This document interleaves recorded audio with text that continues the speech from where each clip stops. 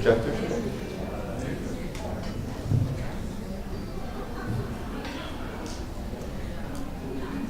طيب مع مرور الوقت عم نشوف انه في ناس كثير عم تتاخر. نحن الصبح رح ننقل الكافي بريك لهون مشان ما تاخذكم وقت تطلعوا وتنزلوا. كل ما يصير تاخير اكثر كل ما تشوفوا انه عبستي رح تكبر وصوتي رح يعلى. ما فينا يعني دل نوصل على 10 دقائق وربع ساعه مأخرين، متاخر لليل كمان ما عم نخلص. اوكي طيب هيدي من اهم المحاضرات اللي رح نعطيها اليوم ب MDLAB. معنا مرة ثانية دكتور موزيس شوموف من جامعة فلوريدا انترناشونال يونيفرسيتي، ورح هو يعرف عن حاله فما مثل زوم يرجع يعرف عن حاله عنه مرة ثانية وفوت بالتفاصيل مباشرة. Thank you. Well, good morning, everyone. Again, thank you for being here. I'm happy to be back to give my second lecture here at MDLAB. The title has changed a little bit. I'm now calling this, it's a long title, sorry, I'm still working on it.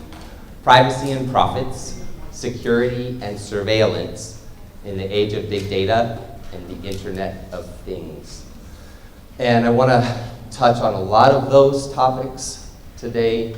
Not all of them. This is a huge issue. Hopefully you already know that this is a big issue in terms of our own data, our personal data, what's done with that data by companies, by governments, what we do with that data, whether we're aware of how that data is produced and where it goes and who owns it and who makes money off of it and how it might be used to help and harm us. Again, I feel like I get the sort of the doom and gloom topics of MDLAB, but I'm going to end with, I think, on some positive notes, some changes, some updates, some reactions, some civic engagement around data that has to do with the arts, that has to do with civil society, that has to do with governments in some cases, that I see as positive and hopeful, okay? So I'm going to share with you, again, just like with the political economy, maybe some things that might make you a little nervous, and you might want to throw away your cell phone. You don't have to do that. I mean, you may decide to, or cancel your Facebook page. But that's not my goal, right? Always my goal in my lectures is to create critical awareness, critical thinking. I think especially with data, because a lot of it is hidden and obscure and opaque, and we need more transparency, okay? I was told by the translators yesterday that while they really enjoyed my talk, I talk very fast. So I'm gonna do my best to moderate. I get excited. You know, I love to lecture, I love to teach. I'm passionate about these topics, and sometimes I start speeding up. So I'm gonna try not to do that today, okay? Before I get started, I wanna clear up any confusion that might exist around me. So this is me, Moses Shumow, from Miami, Florida. I do have a cousin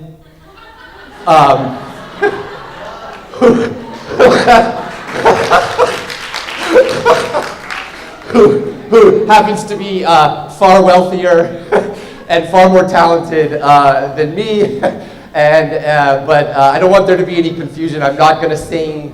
And it's been really funny since I started coming to the Middle East how often I had never heard of Qasim al-Sahir before I came here, and now every time I come, this is what I get. So now we're all clear, right? You're not here for the concert. Good. Although he is in Lebanon right now giving concerts, so I keep hoping I might get something free or an upgrade, but it hasn't happened. He's better looking. Oh, I'm better. Good. Thank you. A plus. Secondly, because Paul did it yesterday, but I actually have other reasons, which I'll get to. This is my family. The other night on Skype, trying to get a 6-month-old to pay attention to Skype is not easy, as you can tell. But those are my 2 sons, my daughter, and my wife. And I show this just because it's nice to share. but also because when we think about privacy, and I'll keep coming back to this, the home is really the most private place, right?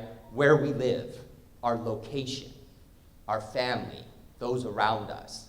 When we think about privacy, that's really the core. At least I think so. And you probably might all agree, maybe you don't, but it really, and there's legal constructs around that, the home, your place of sanctuary, and so I'll get to that.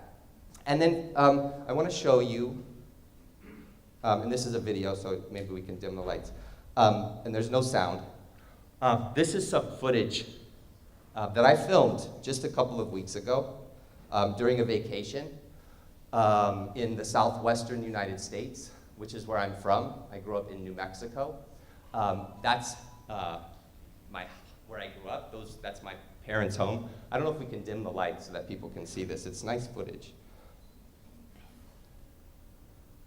So that's actually where I grew up. It's aerial footage, as you can see. No, I don't own a helicopter, right? I don't have Hazem's money, but I was able to shoot this footage. Anybody have any ideas about how I might have gotten this footage? A drone. Yeah, thank you. Very good. So drones. Oh, there we go. Oh, you see, it's nice. Drones are becoming increasingly ubiquitous in the age of technology in which we're living. This is a drone that I purchased with some grant money that I received in order to teach a class at the Florida International University. And I took it on vacation with me because I wanted to learn how to fly it. If I'm going to teach my students something, I should probably know how to do it. And they're pretty incredible. It was $1,000, which is a lot of money, but compared to, I used to make documentary films for large networks like Discovery, National Geographic. This kind of footage would have cost $15,000 or $20,000 in the past. I was able to go out and film it on a hike. You can go up to 400 feet. You can fly along rivers. You can fly over homes. You can look in your neighbor's backyard. Right? You can fly into restricted airspace if you're not careful and get in a lot of trouble. If you fly a drone around an airport, you'll probably be arrested. Okay? So I think they're a lot of fun. This was shot at like 350 feet. Okay? I have a good time with them, but what I found as I was going around with it and showing my family and geeking out, on the technology and how fun I thought it was, that we kept sort of thinking about the drone both in the terms of what it could do and how interesting it was, and what an interesting tool this was for students to learn to film aerial photography. And at the same time, people always have a similar reaction, which is, I don't know. I don't know about the drone. I'm not sure how I feel about the drone. When you start it up, it kind of makes this like bzzz, and if you've flown one, and then when you actually fly, it goes bzzz, it sounds like a swarm of bees, right? And I kept joking that if the apocalypse comes, it'll probably sound a lot like a million drones arriving all at once. And so we start to see these. This is the drone I was using. It's built by a company called DJI from China.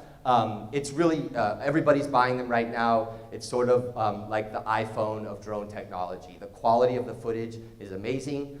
It's very user-friendly. I learned to fly it really in about an hour. I'm not an expert, but you can learn that quickly. It has an app, so you fly it with your phone attached to the remote control, so you can see what you're doing. It's a great tool, and for these purposes, it's great, and they're being used everywhere.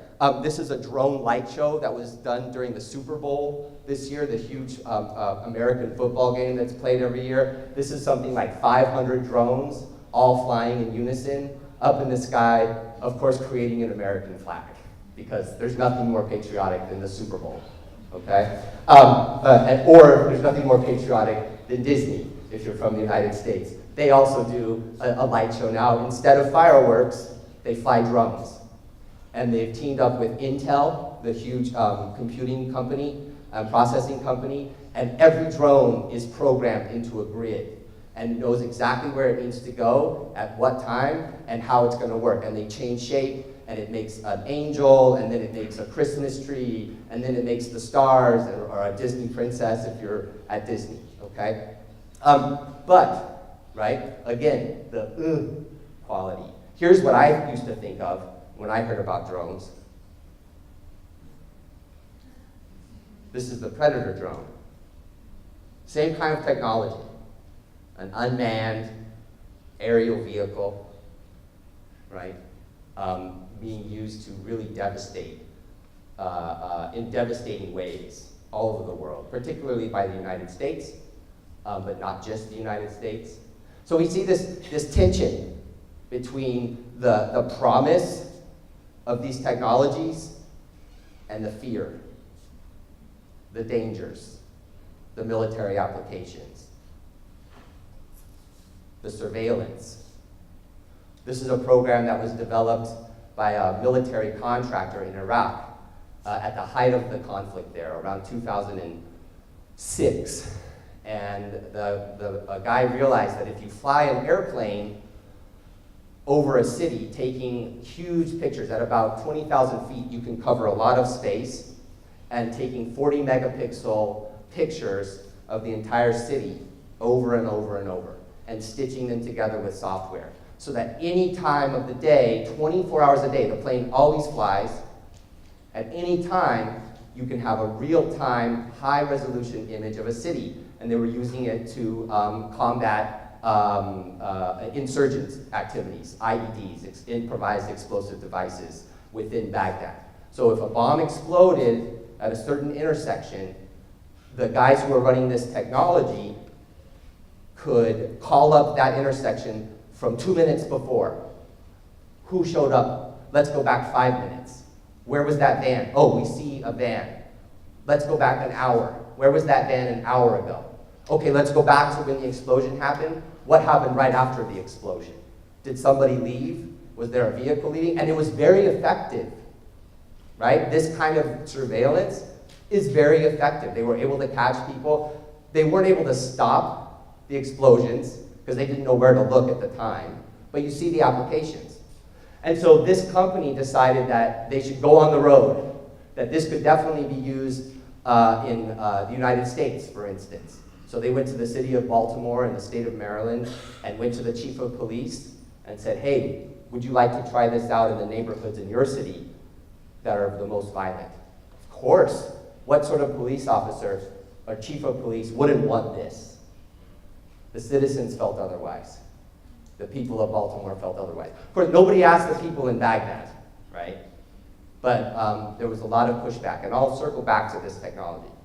So that's one aspect, right? So we're thinking about surveillance. The other piece that's really interesting to me these days is the Internet of Things. Have you heard of that term? Yeah, right? Everything has some sort of Wi-Fi capability in it.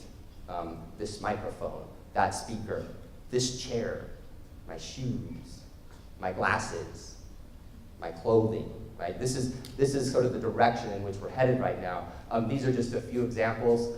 This is Amazon Echo, which is also Alexa, known as Alexa. So it sits in your home and listens for your commands. Alexa, play the Beatles' White Album. Alexa, order some groceries. Alexa, I need a new TV, right? Always listening, ready to deliver up whatever you might need. Nest, which is a home climate control system that was purchased by Apple, so thermostats to control the temperature in your home connected to the Wi-Fi.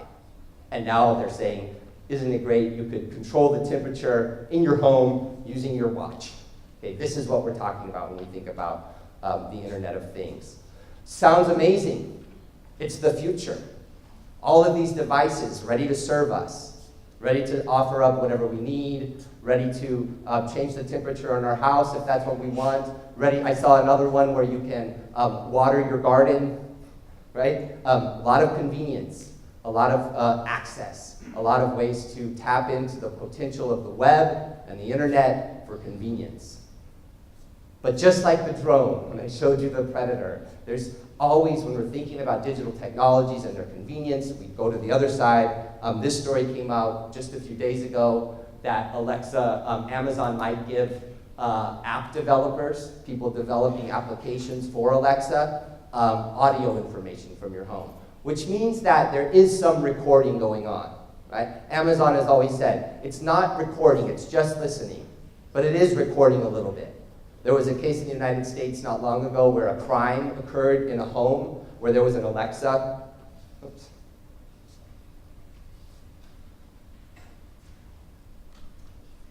We lost my.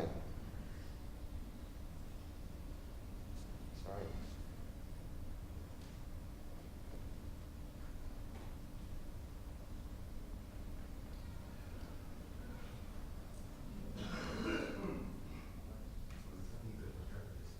Oh, it did? Okay, I'll keep going. No problem. So the Alexa and the police said, well, is there any way for us to get access to the data that might be on the Alexa? Okay, so taking what we think of as convenience and applying it to criminal activity, applying it to police work, etc. Another example that came out recently had to do with the Roomba. Who's ever heard of a Roomba? Do you know what this is? Yes. It's a robot vacuum that cleans your house while you're away, which sounds great, right? Like you go away, the Roomba's home, cleaning, and you come home and it like stores itself under your couch when it's done, and then you come home to a clean house, it can mop, it can vacuum, etc. I don't know if it takes care of children yet, but when that happens, I'm getting one. But a story that came out just a few days ago, last month I believe, said that Roomba was thinking about selling the data that those vacuum cleaners are gathering, because what they're doing is building a map of your home, right? As the Roomba goes around the house, it has to know where it's going so that the next time it's faster, right? It's building up that data. And so there's always a lot of pushback against these when people hear, wait, what are they going to do? Well, the owner, the CEO of Roomba, and I don't know how serious they were, but in an offhanded comment, he said, wouldn't it be interesting if we could sell Google these maps of the homes? Because then Google could maybe do something with that, right? Maybe we could put them on Google Maps, right? So instead of just having the street view, actually maybe go inside that house and see what it looks like, okay? Sounds a little bit creepy. What's that? No, nobody knows yet. So what happened was he said it in an offhanded comment to some journalists, and then it turned into a big story. Not fake news, but it became very sensational. They have backtracked since then and said, no, we're not going to do that, but they were thinking about it, right? So how can we make more money off of the data that we're gathering, okay? This just came out a couple of days ago on July 17th. The FBI issued a warning to parents. The Federal Bureau of Investigations in the United States issued a warning to parents, because we have pretty strict laws in the United States about children and privacy. And what they were worried about is that a lot of toys now, if you have kids, you know this, are internet capable. They have Wi-Fi in them. You can download the data from the toy to know how the kid's playing with it, what they're doing. They might have cameras. They certainly have audio so they can listen to your child. And the FBI was concerned enough that they said, we need to warn parents about these toys, because we're not sure how that data might be used and whether it might reveal sensitive information about children that would be illegal. Okay? So, that's just a broad overview. I wanted to just get into the Internet of Things and think about surveillance, but what I'm really interested in is data, is really the data that we're all producing all the time through our use of the web and web technologies, and in particular cell phones. So what is big data? Anybody have an idea? What do we mean? You hear that a lot, right? That term, big data. It's big data. We're using big data. We're capitalizing on big data. Right here. Excuse me. I have a little throat. Last semester I was doing a course about big data, and I think that we spend the whole time trying to define Trying big to data. understand. And I'm still not quite sure whether I'm going to be able to present Sure. an appropriate definition, but let's say that that's a data collected via different algorithm, and it's stored it's like according to certain rules in different banks, like different sections, and it might be used for different purposes from different people who can collect that via social media, sometimes via apps that we can download, or for example track our behavior on internet. That could be also a source for big data. But at the same time, for example, my personal question is, I still don't know how this big data looks like. I imagine that like uncontrolled flow of information and data stored in different banks. I'm not quite sure whether they have already invented appropriate algorithm just to select this information appropriately. I also don't know what's the characteristic which they store it. Or so more questions than the definition. Sure. I mean, I actually think that's a really good answer. Let's take one more so we can get one more voice. Should we have a, oh, here comes a microphone. Right here, right behind you. Big data is just a huge amount of data that we can use. Like, for example, there is a specific platform like Hadoop. We are putting these data inside it, and we can predict like weather forecasts, or like for marketing purposes, or doing specific things. For example, some companies, they are looking for specific kind of people, so using these data will like let them know more. Okay. Yeah. So I agree with both comments. I do think the term big data, and there is some pushback now against even using that term, but Paul, like he likes to do, stole one of my examples last time. But you remember the graph that he showed you? It was like, here's how many emails in a second, here's how many tweets, and the numbers are stupendous. But what I want you to think about is that every single one of those pieces of data has a name connected to it, a person. Somebody sent that tweet, somebody sent that email, someone did that Google search, somebody uploaded that file to YouTube, somebody created that Dropbox account. That's all data related to people. It doesn't exist on its own. It's not something amorphous that just has a space somewhere in the quote-unquote cloud. It's actual data about people. And I think what's interesting, if you want to just imagine the difference between the kind of data that we produce, us in this room, now versus pre-internet. So let's think about some data that might have existed about us before the internet.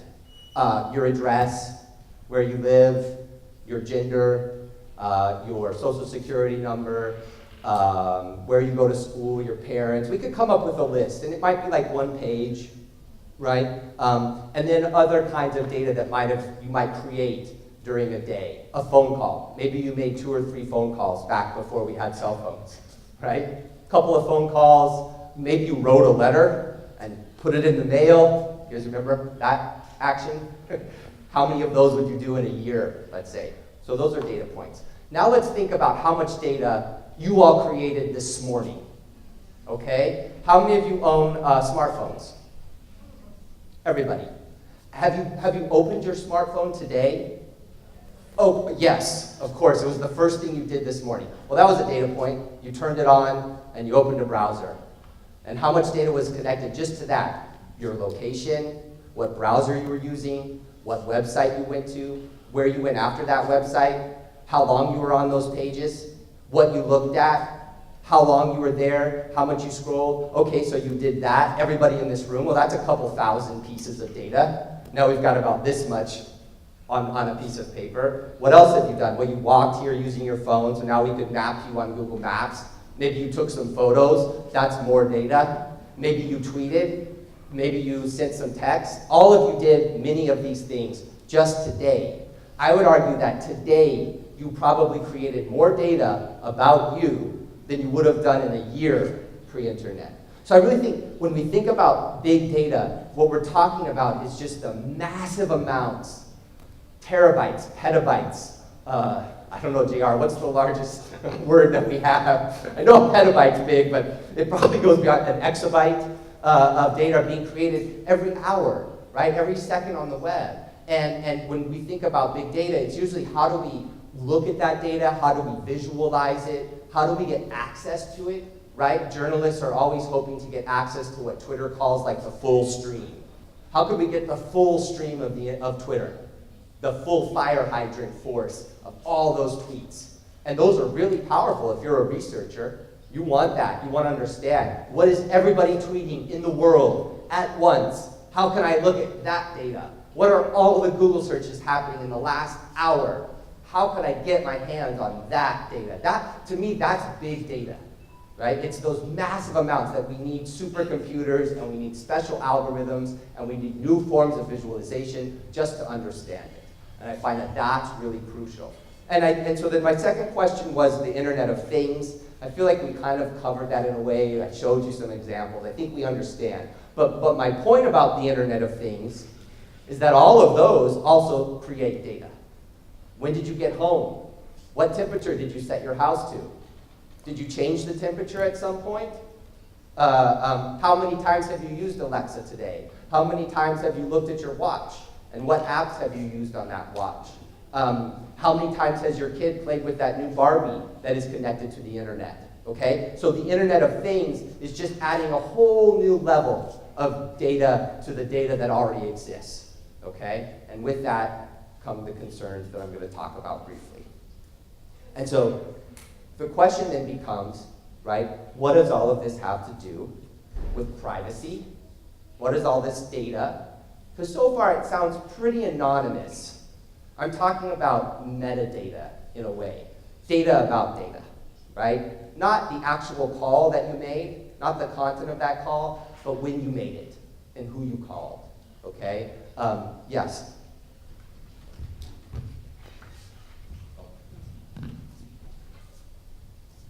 طبعا هناك مثل مرتبط بالسؤالين. قبل مدة في بغداد بالعراق كان أحد الأشخاص يعني تمسك أنه سرق منزل أحد الناس يعني موجود في بغداد. فمن خلال التحقيق مع هذا الشخص كيف جمعت المعلومات عن هذا الشخص. صحيح هذا الشخص اللي صاحب المنزل بياناته يعني حافظها أو ما خبر عن البيانات، لكن من خلال المنشورات اللي ينشرها أنا في هذا المكان، أنا اليوم خارج المنزل. Can somebody help me just a brief translation? Yeah. Yes, please. Thank you. He was talking about some accident in Baghdad in Iraq, and it's often repeatedly. Some man robbed the house of another one, and he used the information that man published on the internet, on Facebook.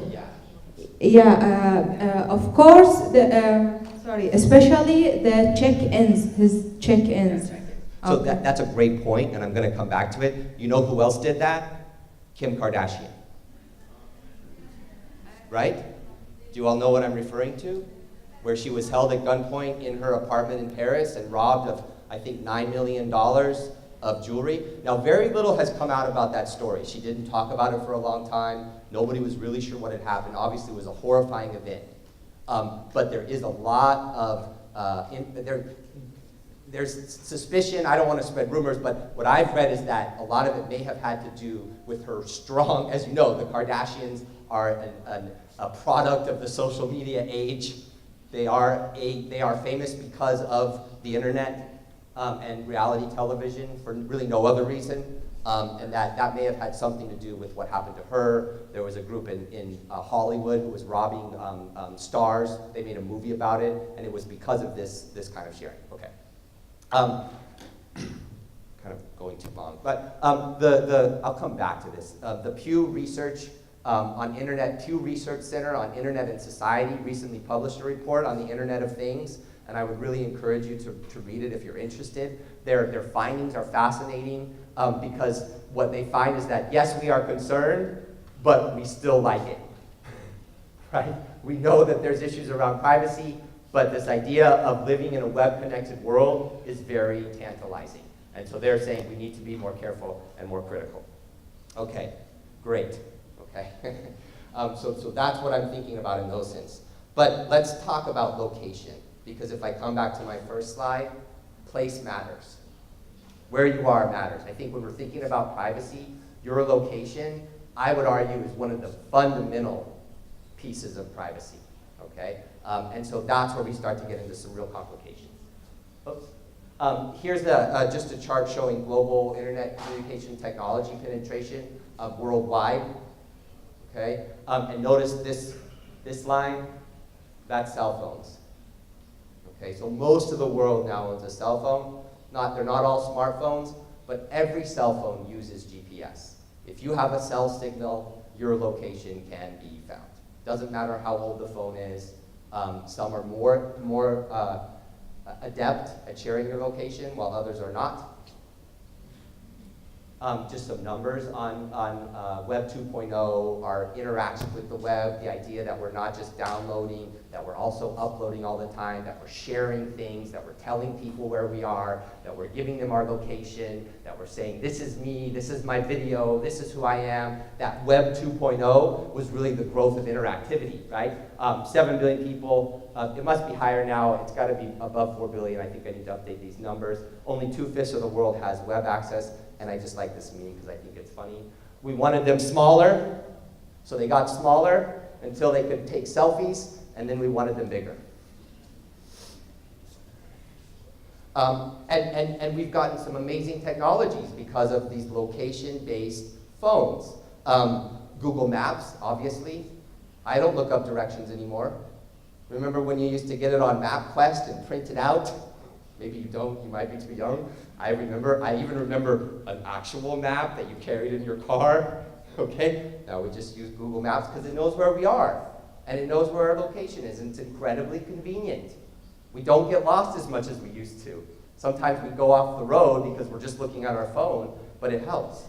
Foursquare, checking in, right? Here I am, here's where I'm going to dinner, getting a ride. Is Uber in Beirut yet? Yeah? And elsewhere? Yeah? Or Lyft? Yes? Okay. In Egypt? Yeah, I haven't heard that. Reviewing a restaurant where you just ate. Love the food. Service was terrible. Try the fries. Service sucked. Whatever. Making anonymous comments about people around you. Okay, this is one example. Yik Yak. I don't know how widespread these apps have become in the Middle East. But in the United States, particularly with children, these apps have become incredibly problematic. Because what it allows you to do is anonymously say things and comment about people who are in the same room. Okay? Which sounds kind of fun unless you're 12, and then it sounds terrifying. Right? And a lot of schools have banned these apps because of the bullying that exists, because of what happens to people when they start using them. Yeah, exactly. There's been a lot of them. When I mention this to my students who are 18, 19 years old, they say, oh yeah, Yik Yak, but don't forget about after school, and then there was this other one, and we had this other one, and they had to get rid of it. So when you give these apps to kids that are location-based, problems ensue. And then there was one more that I wish you could see, but people also use location-based apps now to get a date. You've heard of Tinder? Okay. Not sure how widespread it is here, but in the United States, a lot of people are using Tinder. Hey, I'm available. I'm a few blocks from you. Swipe right. You look interesting. Okay? So all of that uses location. You're fixing it? I'm just going to keep rolling. Yeah, no, I'm good. I'm good. So these location-based apps are great. An example, I don't have the slide, but I'll tell you. If they were used to monitor illegal logging, like the cutting down of old forest in Zimbabwe. So this is a big problem in Africa where they have old mahogany trees that are worth thousands, tens of thousands of dollars that have been growing for hundreds of years. They were cutting them all down, and people started using text-based apps to monitor and to report and say, hey, there's illegal forestry going on. So this is what they were using, SMS phones to track illegal logging, and they were able to really cut into it. And disaster, hopefully most of you remember the terrible earthquake in Haiti that occurred in 2010. One of the worst natural disasters in history, also man-made, as we know, because of the infrastructure there. Ushahidi, which was a location-based app that was actually used during election violence in Kenya in 2007 to report violence at the polls, was used really effectively in Haiti because all the systems were down. And people needed to know, where is their water? Where is their food? Where is their shelter?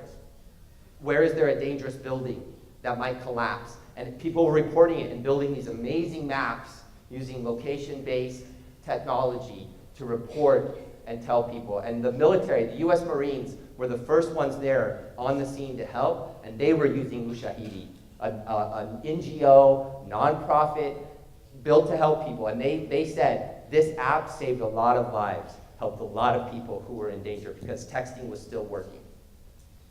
But we have to be careful. We have to watch out with what we're sharing. Anybody know what this is? Does this look familiar? If you're a Mac user, you might. So this is from the Photos software on Mac. Because if you didn't know, every photo you take on your phone, the metadata embedded in it has a location, a GPS coordinates, a latitude and a longitude.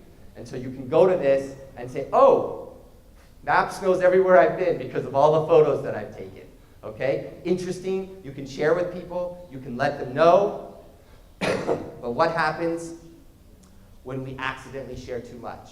There was an example of a famous television star from a show called Mythbusters, who, you know, if you're well known, you probably don't want people to know where you live, as we were discussing before. He posted a picture of his new Jeep that he loved onto Twitter, and all of a sudden, everybody knew where he lived.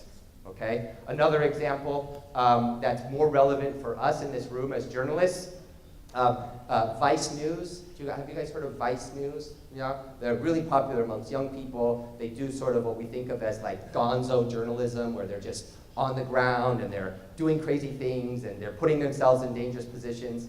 They were able to track down a fugitive from the law in the United States, a guy named McAfee. And you probably know that word if you have a Windows computer, because the McAfee software is what we use to look out for bugs and viruses, and it slows down your computer, but you need it, right, if you have Windows. He was involved in a murder investigation, fled to Belize, which is in Central America, and Vice found him, and he agreed to do an interview. This is a big deal if you're a journalist. I found James McAfee. He's wanted by the law. He said he'd talk to us. They get to Belize. The first thing they do is take a photo and tweet it out. On our way to interview McAfee, well, guess who found that photo? The FBI. And boy, were they pleased, because now they knew where he was, and they went and they tried to get him. He fled into Guatemala. Turned out Guatemala had an extradition treaty with the United States, and now he's facing trial, or maybe he was already tried, okay? Big problem if you're a journalist, if you pull that stunt.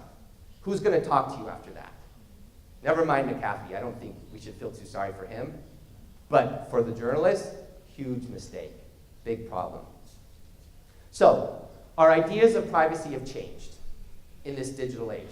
We don't think about it as much as we used to. This picture probably looks familiar, right? You're sitting next to somebody on a train or a bus, and they're having the most personal conversation you could imagine, in public.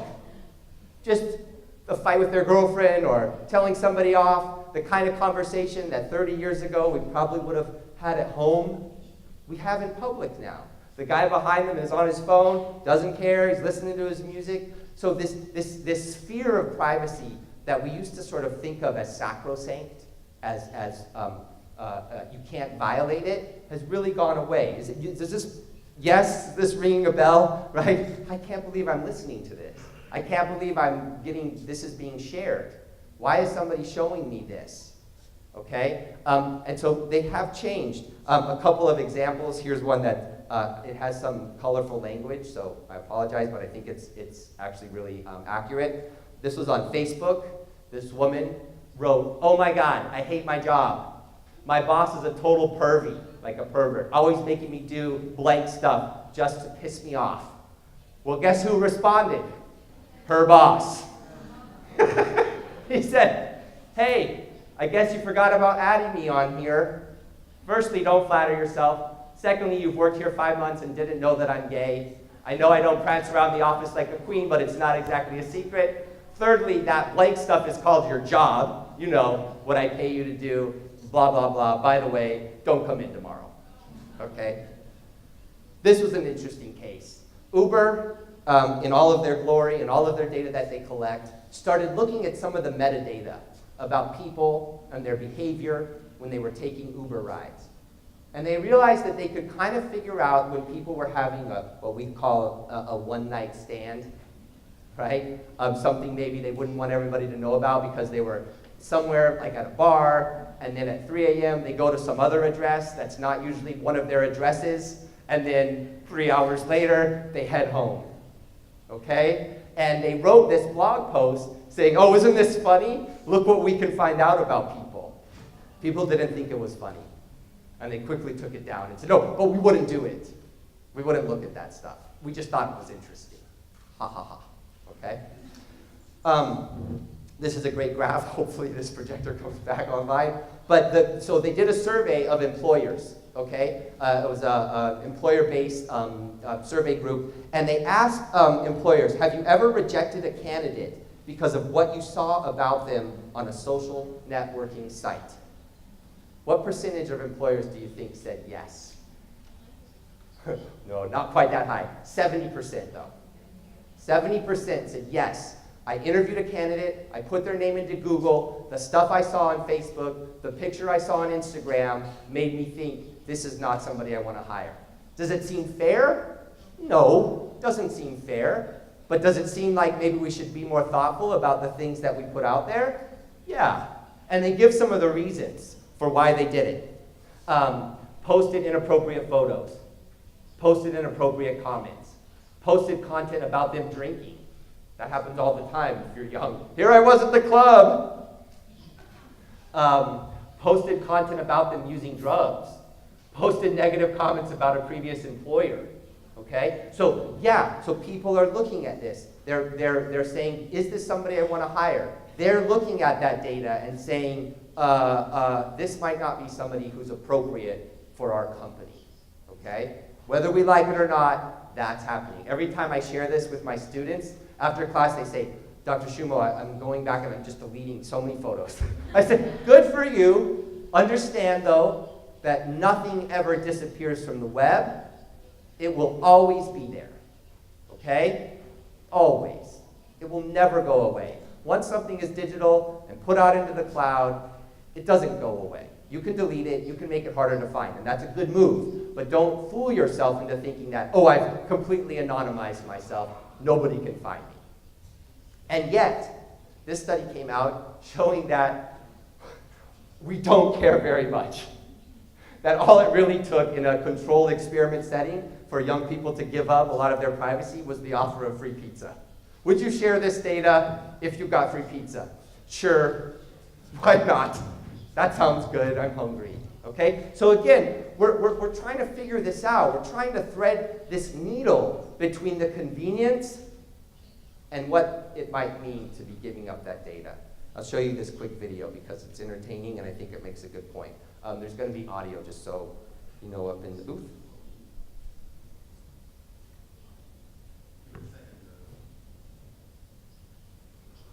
Oh, he's working on it.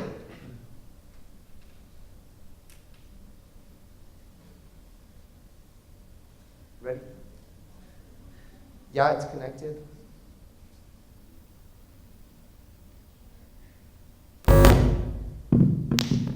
Okay, let's try it.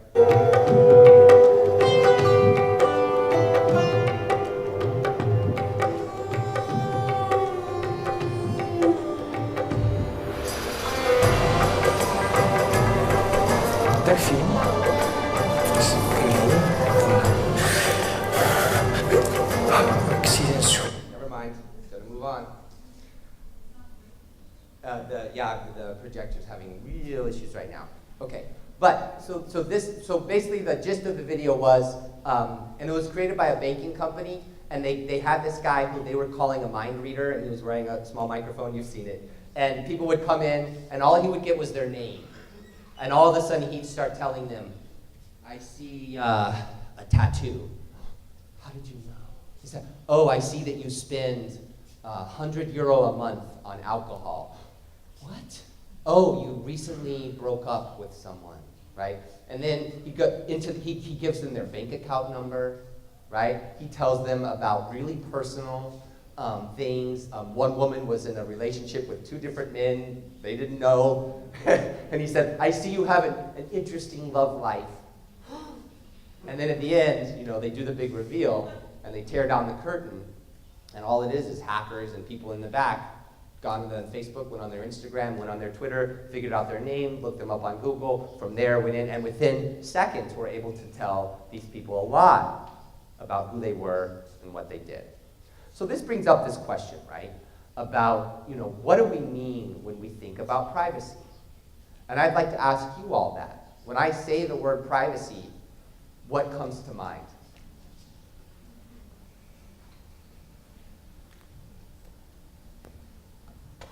So I believe that privacy is someone's own space, like the borders that no one can cross or like exceed or maybe intend in those borders.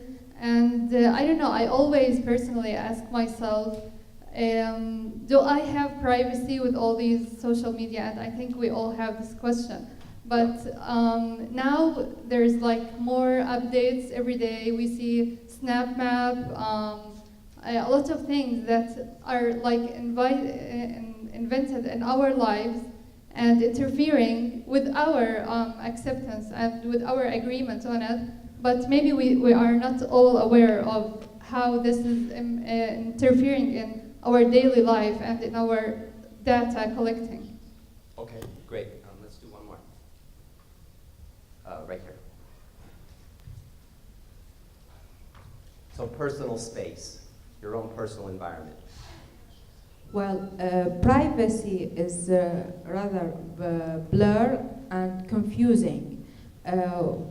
Things we want to share are things we believe and not afraid of showing it. If my beliefs, I believe it's right, it's proper, it's useful, it's helpful for others, why should I be afraid from sharing it? I thought at this instant moment about something I believe and I don't want to share it. I couldn't get one. While I trust my beliefs, so I want to share it with you. I want to share it with society.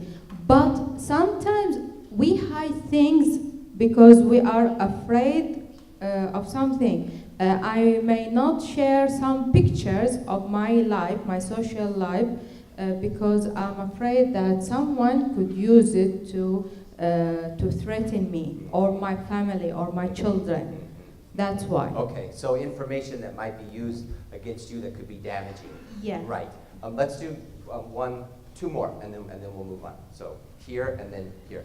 So actually, when I read the term privacy, I remember my social networks account, and that's sad. I'm thinking about, I need to manage my privacy on Twitter or on Facebook, and that's so sad. So no privacy. No privacy. Well, and this is what's interesting too. Let's come one more.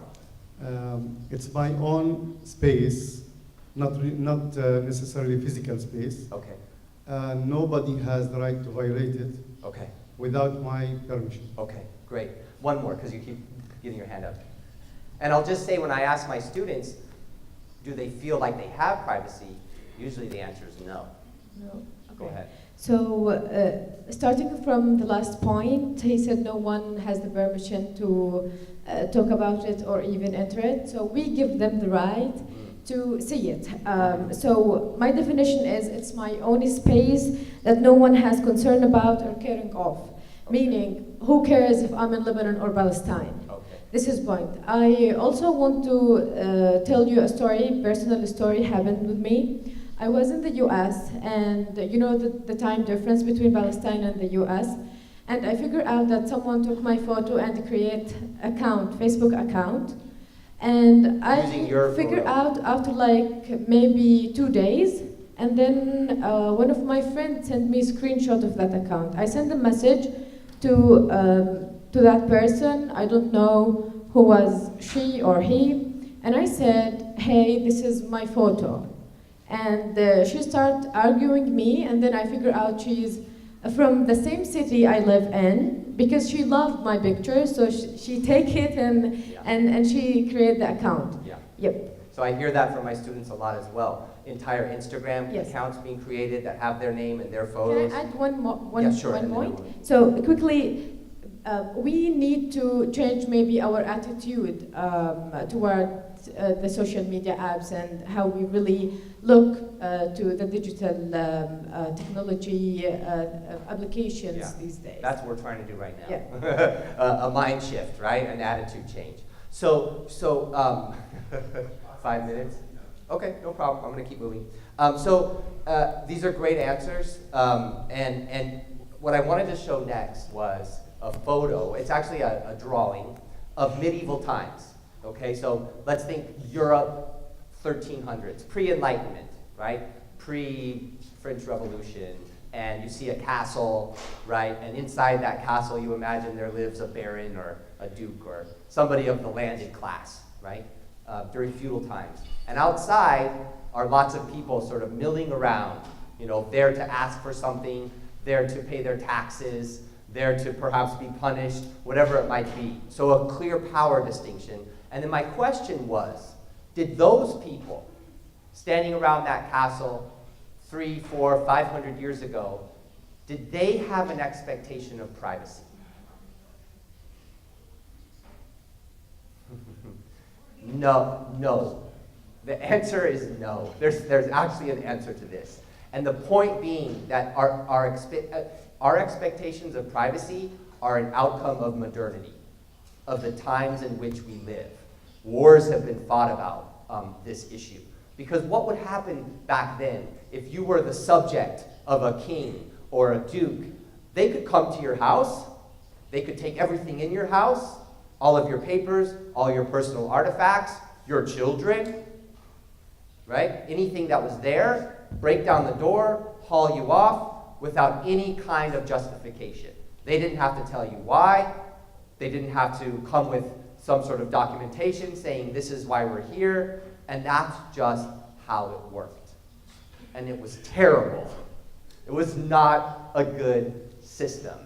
In fact, it was so bad that in the United States, it was one of the reasons for the American Revolution. Because people living in America, in the colonies, didn't like the idea that the Queen's soldiers could come to their home at any time, break down the door, and completely ransack their private space. And they fought a war over it. There were other reasons, right? Taxation without representation, wanting to be self-governed, the idea that we are all endowed with rights, and that one of these rights was the right to privacy, to the extent that we wrote it into our Constitution. Okay? And in the United States, the Constitution has a number of amendments. We've talked about one in here already, the First Amendment, which is the freedom of speech. But a really important amendment, and it's always been important, but it's getting new life in the digital age, is the Fourth Amendment. Okay? And the Fourth Amendment, I'll read it to you, says this: the right of the people to be secure in their persons, houses, papers, and effects against unreasonable searches and seizures shall not be violated, and no warrants shall issue, but upon probable cause, supported by oath or affirmation, and particularly describing the place to be searched and the persons or things to be seized. Okay? In regular language, what it's saying is, if you, as an authority, are going to come to my house and take something of mine or look through my personal things, you have to have a very good reason, you have to have a warrant, And that warrant has to have been signed by a judge who has sworn under oath that this is reasonable, that this is a reasonable search and seizure. Now, you may not agree, and you can go to court, but we take it very seriously, not just in the United States, but everywhere around the world in the 21st century. The idea that when you are in your home, these things should be inviolable unless you've done something that makes you subject to search and seizure. And then if you want to fight that, you go to trial and you carry on from there. Doesn't always work this way, but that's what we wrote into the Constitution over 250 years ago, because we felt that it was important enough to fight over, to have a war, to die for, and that it would be one of the laws that would govern us, okay? And these laws have been adopted in constitutions around the world. I have an example from the Lebanese constitution, which does mention privacy. It's not as thorough as what we have in the United States, but Article 8 talks about personal liberty and no illegal arrest and detention, which has to do with privacy. Article 9 has to do with freedom of belief, that your beliefs should be personal and private. And Article 14, protection of your place of residence, where you live. Okay, so, and we could look at constitutions around the world and see that, yeah, pretty much everybody agrees, in theory, that we should be private in our homes and that we should be not subject to illegal search and seizure. And so the last thing I want to do is walk through what I call three facets of privacy in the digital age. Okay, three things that I think we need to think about and be conscious of in the digital age. The first one is the least harmful, and I call it TMI, too much information, okay? The second, data tracking and gathering that has to do with commercial enterprises and profits, okay? And then the third one is data tracking and gathering by governments, which has to do with surveillance and security, okay? And I think those become more and more serious as we move forward, all right? So what do I mean when I talk about TMI? One is that it can just be silly. Nobody really cares what you had for breakfast. Why do we all have to share it? Okay, I see that you're having a nice dinner. Fine. It is a private thing, pretty harmless. If people get sick of your breakfast photos, they can stop following you, okay? Or pictures of your children, or whatever it may be. Although I would say, and as a parent, I would argue, the sharing pictures of your children has also other complications. It can be more serious than that. Right, the too much information. In the United States and around the world, we see increasing instances of what we call cyberbullying, right? Children using information about other children to bully them and to harass them. And to the point where, in the United States at least, and I'm sure elsewhere, there have been suicides from young people who did one thing wrong, one mistake, one beer too many at that party that they shouldn't have been at, something embarrassing happened, and now everybody knows. The next day, everybody knows. And then they change schools, and I've had multiple students tell me this, that they went to school with somebody, something like that happened to them. Unfortunately, it usually tends to be young girls, but it happens to boys too. They went to another school, they got there, and somebody at that school had seen that picture of them, they had to leave that school, okay? So this becomes much more serious. And then risk to minors, right? We have to be careful about who children are connecting with online, because somebody might say that they're a 14-year-old girl trying to be friends with another 14-year-old girl, and in reality they're a 35-year-old man with a history of being a sexual predator. Okay? This becomes more serious. This sharing, this idea that I'm going to put so much of my life online when you're a minor becomes especially frightening. And then getting into stupid and criminal behavior, which we've discussed about in here. Hey, I'm going on vacation. Here's a photo of my house. Not going to be home for 3 weeks. Share. Not smart. And inviting criminal behavior. Okay? Too much information. Oversharing. Putting it all out there without thinking about what the consequences and implications of that might be. And then unthinking critically and even possibly dangerous behavior. And here I wish I did have, because there's an example that I love to show, and it's about Facebook graph search. which Facebook made available to everyone a few years ago. And basically what Facebook does is they use data to make money, right? Yes, you find friends, et cetera, but what happened is they said, we're gonna allow everybody to use our data the way that we allow advertisers to use the data, okay? So if you're an advertiser on Facebook and you have a startup company that is an app for high-end women's shoes, okay? You have a specific audience in mind that you want to target on Facebook. Young, 18 to 35. Female, because it's women's shoes. Certain kind of income, because the shoes start at $200 a pair. The startup is in Brooklyn, so I want to know that they live in Brooklyn. I also want to know how much money they make. Facebook has access to all of those pieces of data, and next time you log on, there's the ad, okay? What they said is, wouldn't it be nice if our users could have a Facebook graph search? Let's say that I want to go to the movies on Friday night, and I want to see the new Wes Anderson or Steven Spielberg film. Who among my friends is in town, likes movies, and has watched Steven Spielberg films in the past? Oh, here's 7 of your friends. I am them. Great, you're going out. We're good? Yes.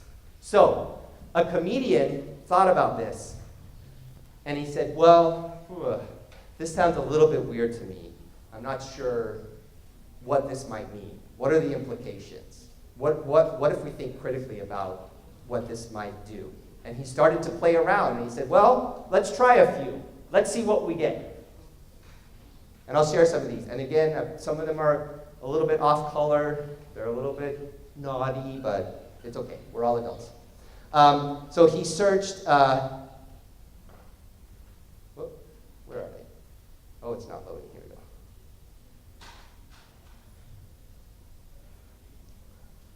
Here are some examples. Married people who like prostitution. Found a bunch of people who had some point in their life, because you know when you're logged into Facebook, you can like things all across the web, had clicked on thumbs up to prostitutes. Maybe they were serious, maybe they were joking, but it's in the data. And then he said, oh, and look, here are their spouses. Because Facebook's very helpful, right, with the data that they'll share and what they'll give you access to. Now, that was one. It's funny, you could ruin somebody's life, but maybe not so dangerous. Tesco employees who like horses. This is very specific to the UK, I'll go on.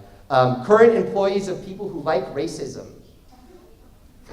People click that they like racism, and they also say, this is who I work for, so here they are. Air Force, Target, McDonald's. I'm sure those employers would be interested to know that, okay? Spouses of married people who like Ashley Madison. Okay, now Ashley Madison, their tagline was, life is short, have an affair. Okay, so it was a dating app for people who were married, who wanted to connect with other people who were married and have an affair.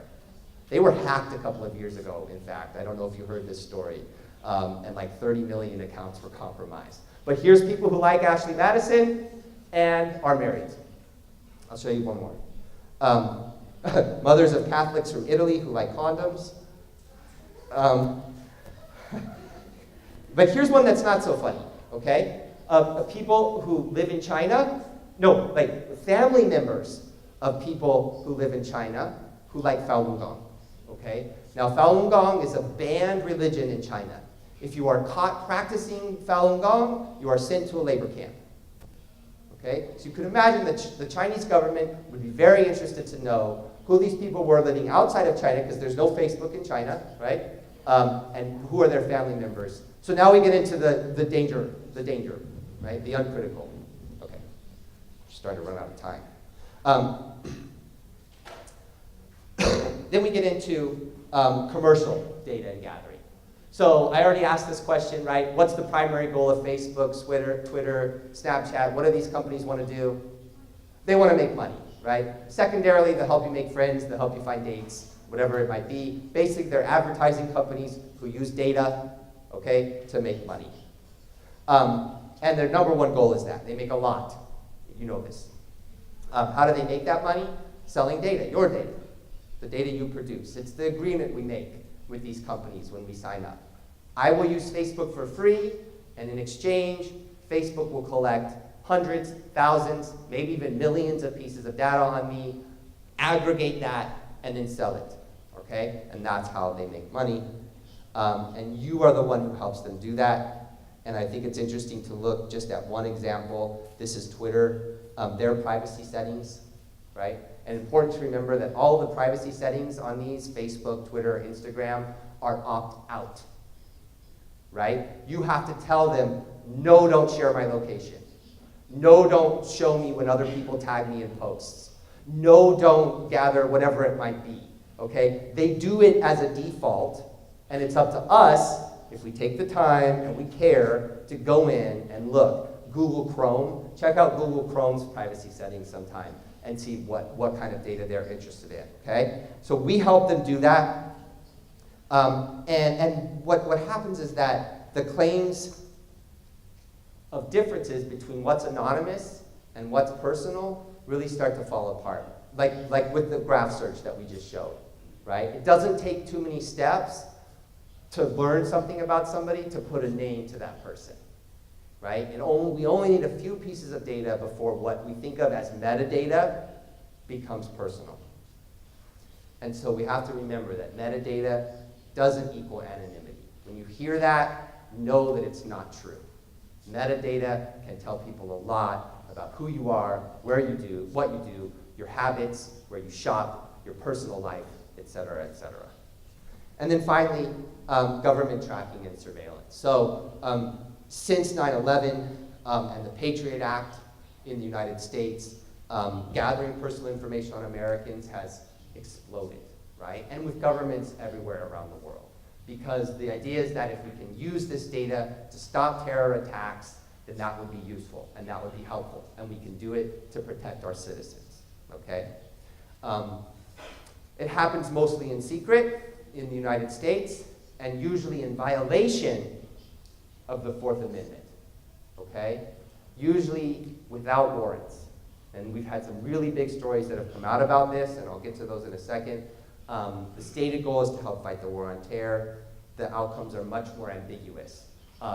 Edward Snowden, WikiLeaks have told us a lot about the data that's being gathered and the companies that are helping the government gather this data, okay? And when people found out about it, they weren't very happy. They felt that their constitutional rights had been violated because nobody asked me and nobody brought a warrant before they gathered my personal data. Just because it exists on a server somewhere and not in my dresser drawer at home doesn't mean it's not private. And that was the argument that was being used. And it's big. It's global. It's gathered everywhere, mostly by the United States, but in lots of other places as well. It's been great for governments worldwide. Globally, government surveillance is on the rise, and I'll show you a couple of things in a second.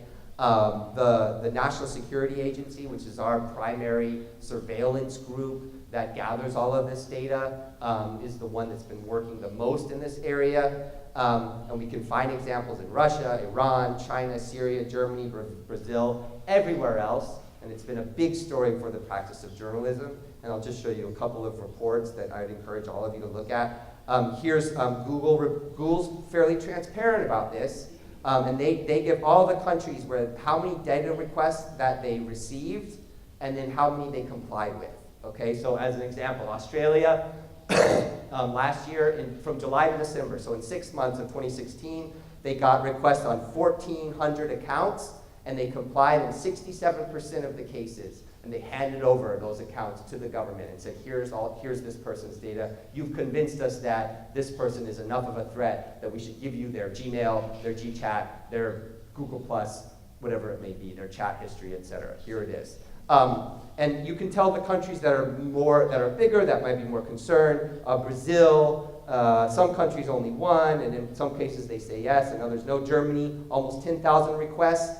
Google complied in almost half of the cases. But the big one that really stands out, and is probably not too surprising, is the United States. Almost 14,000 requests. And it's high And what I think is more disturbing is the number of times that Google complied, which is almost 80%, the highest rate of compliance with requests for user accounts. Twitter does the same. Twitter gets information requests all the time, asking for information about Twitter users. This is information requests worldwide, and this does show you the growth of government interest in social media accounts. So, can't see the dates there. Let me just scroll down.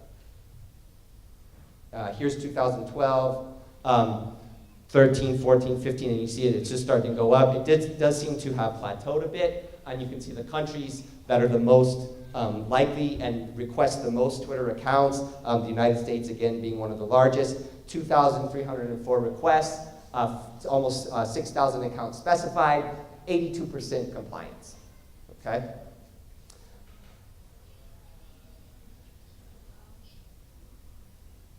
I'm just trying to wrap up, and then I'll hopefully take a couple of questions. So data tracking and surveillance. Okay, so, right, like, ugh.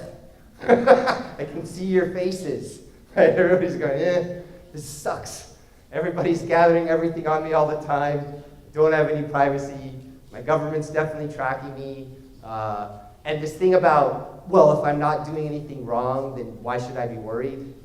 Eric Schmidt, the CEO of Google, is on record saying that.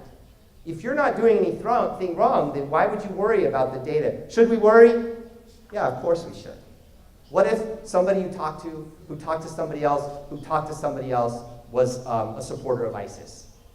All of a sudden you are 3 steps away, and you have nothing to do with that group or supporting them in any way, and yet you're put in that bucket. I was talking to Paul about this last night, who had met some security experts, and they said, no matter what you do, he said, I'm a professor and I go to Beirut to teach media literacy. You're in a bucket.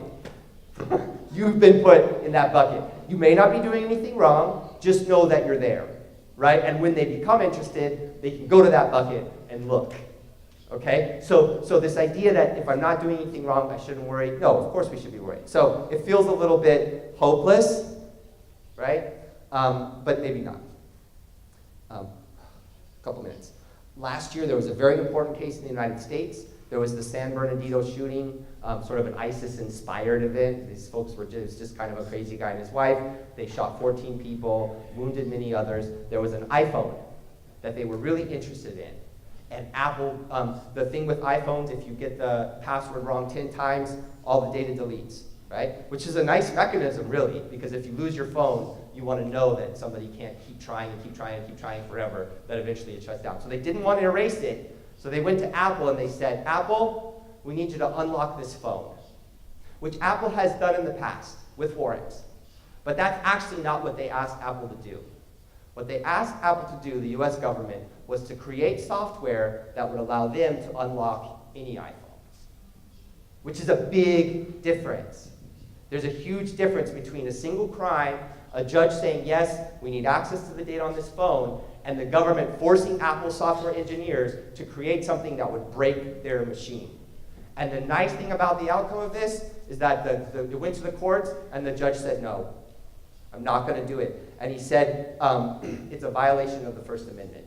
You can't force a company to do something that would break its software in perpetuity. So that was kind of a nice outcome.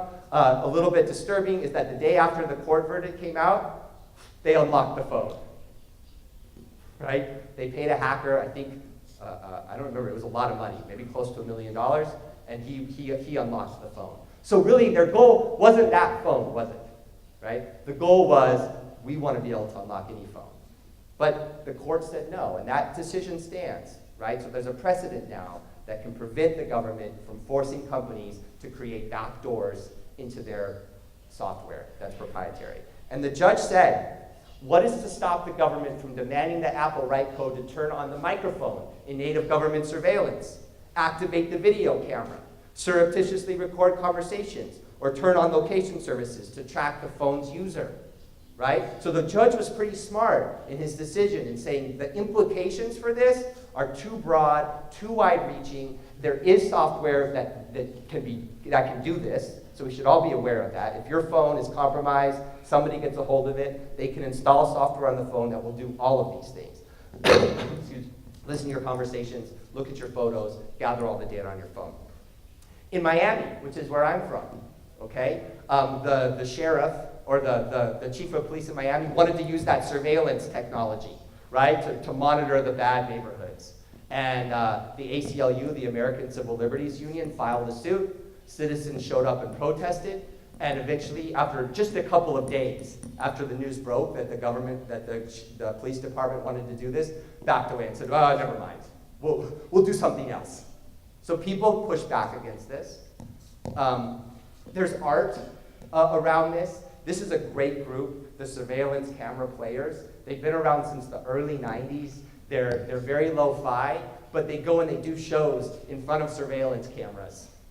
And they perform art. There's one called The Guy, he says, I have amnesia, and he has these signs. He says, I have amnesia, I don't know who I am, but I know you're watching me. Can you help me? Will you tell me who I am? Right? So using art to push back. There was another artist who started emailing the FBI every time he would travel, because I think his name was like Ali Hashim. He was from Sri Lanka or somewhere in South Asia, and he ended up on a do not fly list, and it ruined his life for like a few weeks. And then he said, you know what? I'm going to be totally transparent. Everything I do, I'm going to tell the FBI. To the point where the FBI was sick of the guy, right? He's like, hey, just wanted you to know what I had for breakfast. Sends him an email, takes a bunch of pictures. I'm going on the road. Here's my itinerary, right? Total transparency. And then he started doing TED Talks on it to make that point, to say, look, here's what happened to me, and here's my response. What's your response? Okay?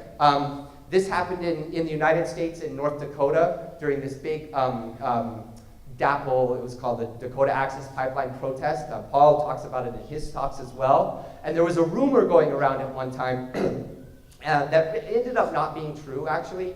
But there are companies out there who have figured out how to gather people's check-ins and know where they are. Right? If you check in at the protest, they said, oh, the sheriff's going to start using Facebook to find out who's at the protest. And it was a very popular movement in the United States. And within like a day, 1 million people used their Facebook accounts to check in North Dakota. Didn't matter where they were. They said, oh, North Dakota, right? North Dakota. So we can push back against these things when we mobilize. Even if in this case, you know, afterwards they said, hey guys, everybody calm down. It's not actually happening, okay? But it did create that movement. Last year, a documentary about Edward Snowden called Citizen4, which I would encourage all of you to watch, won the Oscar, which is the sort of highest award in the United States for movies. And it's all about Edward Snowden and the work he did leaking the information about what the NSA was doing in terms of its surveillance of US citizens, both at home and abroad, right? And so this became very popular, and you know, Edward Snowden, if you know his story, he's still sort of trapped in Russia, but he recently went on Twitter and immediately had like 4 million followers, right? So he's become sort of this very popular figure in US culture, and there was a trailer, but I'm not gonna show it. I just learned about this morning. There's a new data protection bill in the UK that's including all of these in the law that's been passed, okay? And it's to be in compliance with European Union laws. And it includes things like the right to be forgotten. There's something about you on the web that keeps coming up, and it happened when you were a kid, or you got a drunk driving arrest when you were 18, and now you're 35, and it's the first thing that comes up when somebody searches your name. You can make the case that that should be taken down, that Google should take that out of the algorithm. Personal data has been expanded to include IP addresses, cookies that are on your computer that track you, and DNA. Privacy, they're going to make it opt-in instead of opt-out. So none of it's being gathered until you tell them what it is you're willing to share and what you get in exchange, and data portability. And so I'm going to quit there because I know it's 12:30, and maybe we can take like 1 or 2 questions. But there's a final video that I would encourage all of you to watch, and I'm going to give this PowerPoint so you can, and it's about your life online, permanent as a tattoo. And he basically says that that data, you may as well just tattoo it on your body because it's never going away. But he has some great suggestions for what we might do to not have that data always follow us everywhere we go. Thanks a lot, guys. I appreciate it. Can we do 5 minutes? So 1 or 2 questions?